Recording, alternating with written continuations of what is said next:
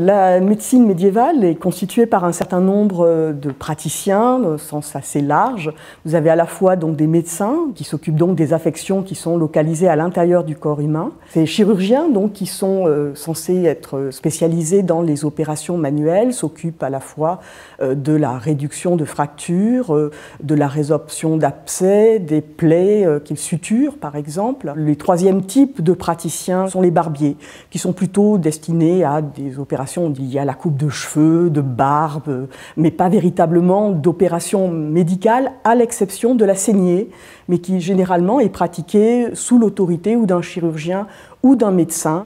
Alors, la médecine connaît un grand développement, un nouvel essor à partir du XIIe siècle,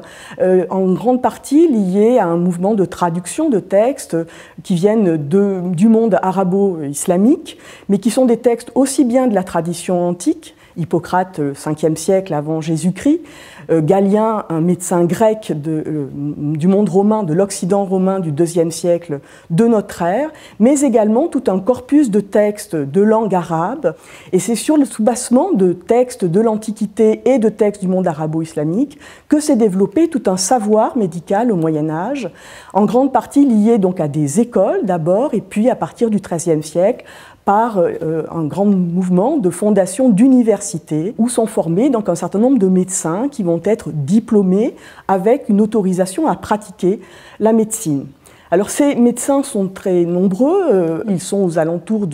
d'un médecin pour 500 ou 600 habitants, qui sont des chiffres assez proches de chiffres actuels, et certains d'entre eux donc, sont formés donc, à l'université avec des diplômes, d'autres sont spécialisés dans des opérations particulières comme la cataracte, de calculs rénaux par exemple, pour lesquels ils obtiennent des autorisations à pratiquer de manière temporaire ce type d'opération. Et un certain nombre de ces médecins sont du reste itinérants,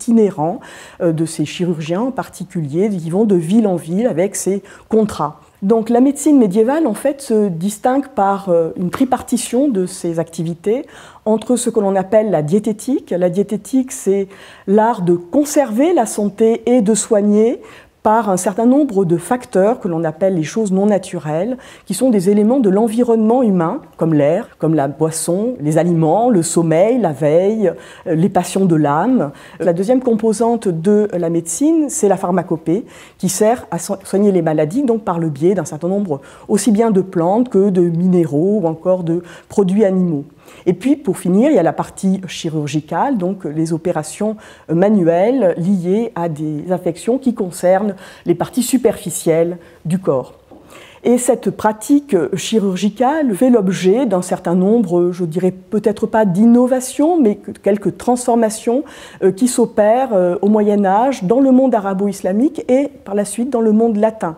Pour en citer peut-être quelques-unes de ces opérations que l'on pratiquait de manière courante, la cataracte, opération périlleuse s'il en était, des procédés également de rhinoplastie qui était une pratique un petit peu avant la lettre de chirurgie réparatrice, des formes d'hémostasie pour éviter toute forme d'écoulement du sang, donc par cautérisation ou suturation des plaies.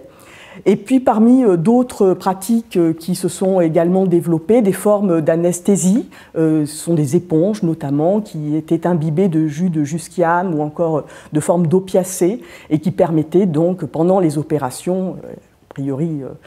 toujours douloureuses et possiblement dangereuses, d'endormir les patients qui y étaient soumis. La médecine médiévale n'échappe pas toujours à l'image globale que l'on a du Moyen-Âge, période un petit peu obscure sur laquelle on saute de manière allègre pour enfin redécouvrir les grands anciens à partir de la Renaissance, Galien, Hippocrate, comme s'ils avaient été ignorés au Moyen-Âge, ce qui était loin d'être le cas. Et dans le domaine de la pratique chirurgicale, de l'anatomie, on n'échappe pas à cette vision un petit peu noire du tabou du sang ou d'une église rétrograde qui se serait opposée à toute forme de progrès médical.